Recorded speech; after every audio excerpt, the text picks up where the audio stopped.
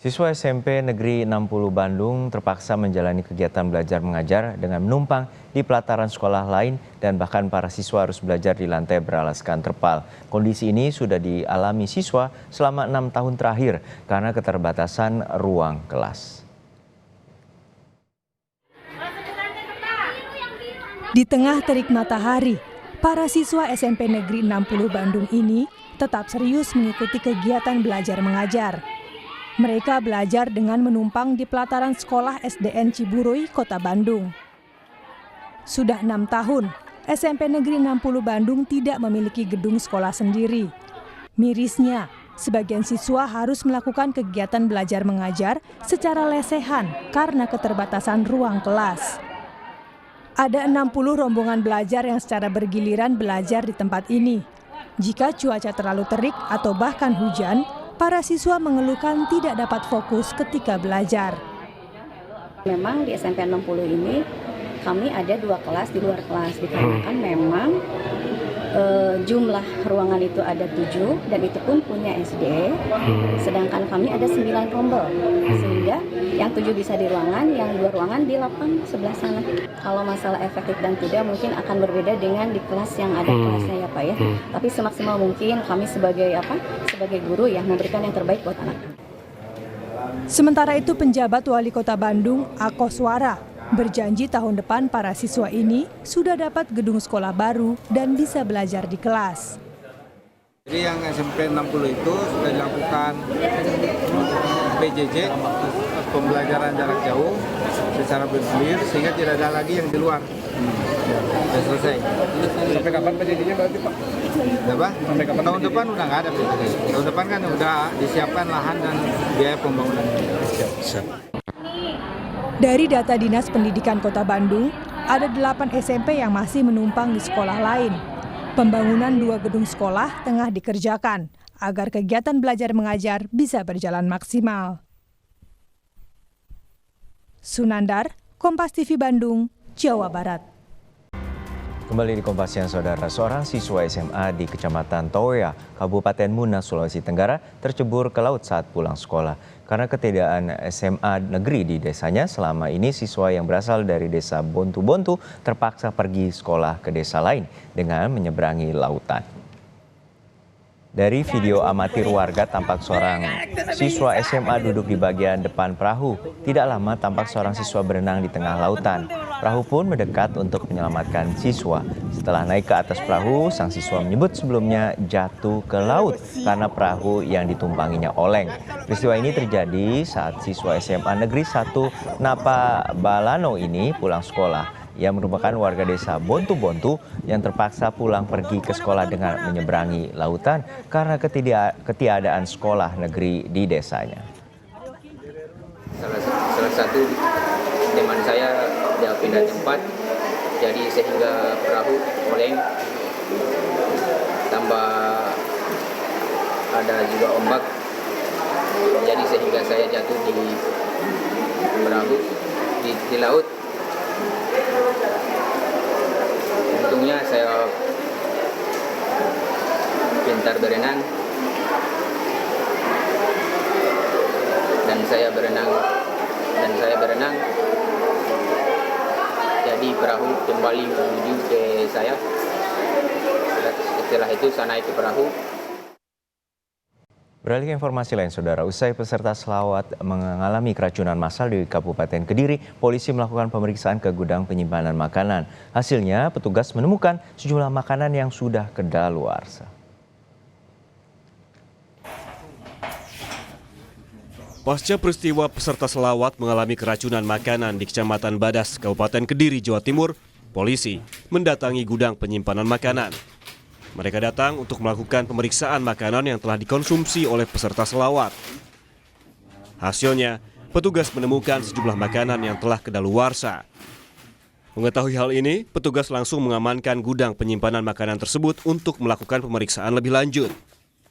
Ya, hasil sementara karena dia mengkonsumsi dugaan karena mengkonsumsi makanan dan minuman yang sudah expired. Ya, sementara dugaannya itu tim sedang dalam pemeriksaan tim sedang dalam lidik dan akan secepatnya perkembangan akan kita informasikan. Dan tadi sempat ke gudang, hasilnya yang ditemukan apa saja kan? Ya, saya tadi sempat pengecekan ke gudang dan rumah pemilik makanan minuman. Ada dugaan bahwa di sana terdapat banyak makanan dan minuman yang sudah expired. Ya. Setelah melakukan pemeriksaan, petugas mendatangi sejumlah korban yang masih dirawat. Dari total 155 korban keracunan, saat ini hanya 9 orang yang masih dirawat karena mengeluhkan pusing. Masih kita rawat ada 8, yang di UGD masih ada 1. Untuk kondisi yang maksudnya kondisinya sejauh ini? Kondisi alhamdulillah yang dirawat baik. Tinggal keluhan ringan, tinggal merasa panas perutnya dan masih ada pusing. Tapi sudah stabil, vital sign-nya stabil. Sebelumnya, instalasi gawat darurat Rumah Sakit Kabupaten Kediri, Jawa Timur dipenuhi pasien. Mereka adalah jemaah selawat Subhanus Salimiyah yang diduga mengalami keracunan. Peristiwa ini terjadi setelah para jemaah mengonsumsi makanan ringan yang dibagikan panitia. Tidak berselang lama, sejumlah peserta merasakan mual dan pusing. Mereka akhirnya dibawa ke rumah sakit untuk mendapatkan perawatan. Pihak majelis selawat mengaku tidak menyediakan konsumsi untuk para peserta. Menurut polisi, konsumsi itu diberikan oleh donatur yang juga tinggal di lokasi kejadian. Tim Liputan, Kompas TV. Seorang santri di Aceh Barat diduga disiram air cabai oleh istri pimpinan pesantren. Orang tua korban melaporkan kasus ini ke kepolisian. Dugaan kekerasan santri terekam dalam video. Korban yang masih berusia 13 tahun diduga disiram air cabai hingga terpaksa harus menceburkan diri ke dalam bak mandi. Berdasarkan keterangan korban, ia mendapatkan tindak penganiayaan setelah ketahuan merokok di lingkungan pesantren. Tidak terima anaknya dianiaya, orang tua santri melaporkan istri pimpinan pondok pesantren ke Polres Aceh Barat. Selanjutnya kita langsung melakukan pemeriksaan secara intensif kepada korban, kemudian saksi-saksi juga. Hari ini kita sudah melakukan juga pemeriksaan atau mengamankan yang kita duga pelaku penyiraman air cabai ini kepada salah satu santri. Ini akan kita dalami apakah ini memang SOP di daerah tersebut atau ini memang perbuatan yang melanggar hukum. Informasi selengkapnya soal santri yang diduga disiram air cabai oleh pimpinan pesantren akan disampaikan langsung oleh jurnalis Kompas TV Raja Umar di Aceh. Raja, untuk saat ini bagaimana peristiwa dugaan terjadinya penyiraman air cabai bagi seorang santri ini dan apa saja motif yang telah didalami oleh pihak kepolisian terkait dengan pelaku? Kasus penyiraman air cabai terhadap santri di Aceh Barat itu viral setelah video saat korban pulang ke rumah neneknya setelah mendapat hukuman. Dia berliburkan diri ke dalam bak mandi dan neneknya berusaha menenangkan cucunya santri itu. Kemudian video tersebut viral dan keluarga juga melaporkan langsung ke Polres Aceh Barat. Sejauh ini berdasarkan konfirmasi ke pihak Polres Aceh Barat, pelaku yang diduga istri pimpinan pesantren tersebut sudah diamankan dan sedang didalami oleh Polres Aceh Barat. Demikian, Juno. Ya, Raja, untuk saat ini bagaimana dengan kondisi korban santri yang masih berusia 13 tahun? Nah, kondisi santri yang mendapat hukuman dari pesantren tersebut sejauh ini kondisinya sudah mulai membaik karena memang diduga korban mengalami penyiraman air cabai di bagian badan. Baik, terima kasih atas laporan Anda, jurnalis Kompas TV Raja Umar dari Aceh Barat, Aceh. Tim gabungan dari Rumah Sakit Bayangkara TK2 Medan, Polda Sumut dan Polresta Deli Serdang melakukan ekshumasi atau pembongkaran makam siswa SMP Negeri 1 STM Hilir, Kabupaten Deli Serdang, yang meninggal diduga dihukum gurunya squat jam 100 kali.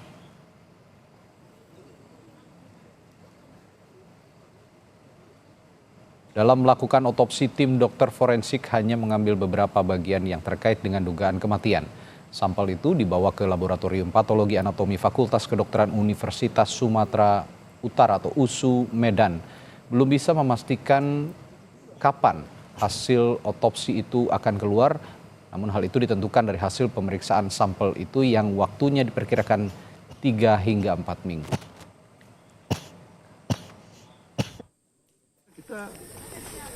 Kalau kalian tanyakan hasil, ya itu menunggu hasil pemeriksaan jaringan, ya itu atau hasil PA namanya, patologi anatomi.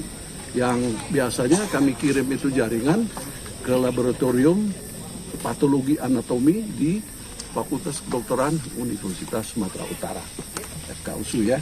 Itu. Ada organ yang kita bawa, Pak? Organ nggak ada, no. Jadi cuma jaringan, beda ya. Kita berbicara mengenai organ. Beda dengan jaring-jaringan, itu pun diambil sedikit.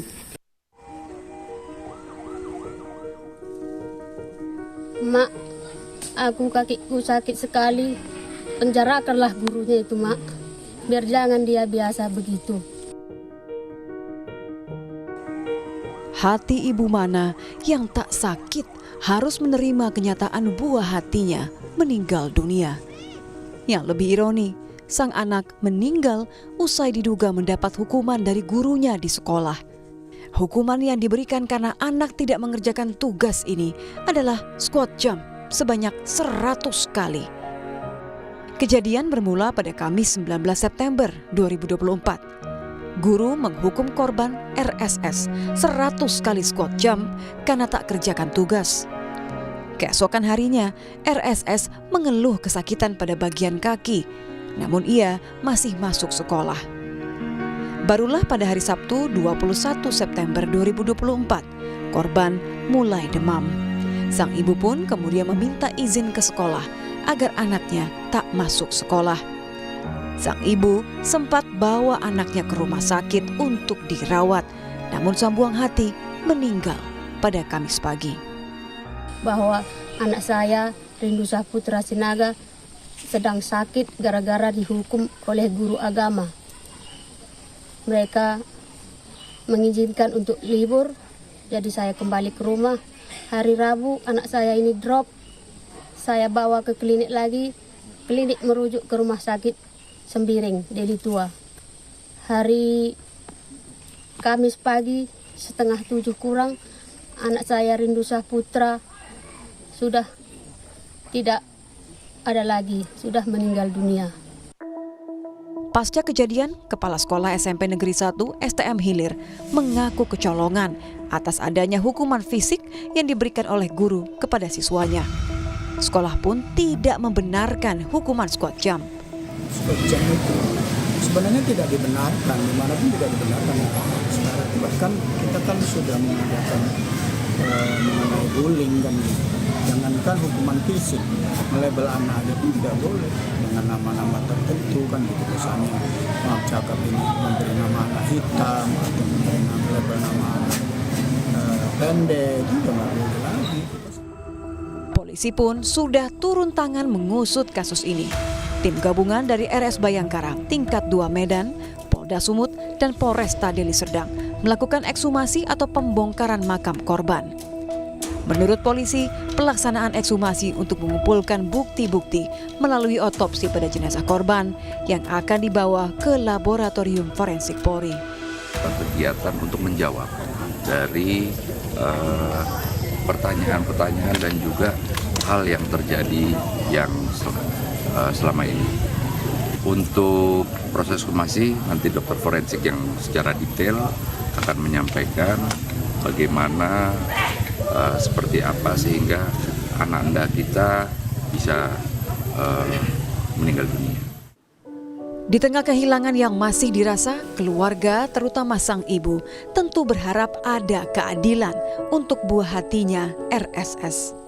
Penyelidikan polisi agar kasus ini mendapat titik terang adalah yang dinanti oleh mereka. Kami memohon kepada pihak hukum, tolong kasus ini diusut. Tim Liputan, Kompas TV.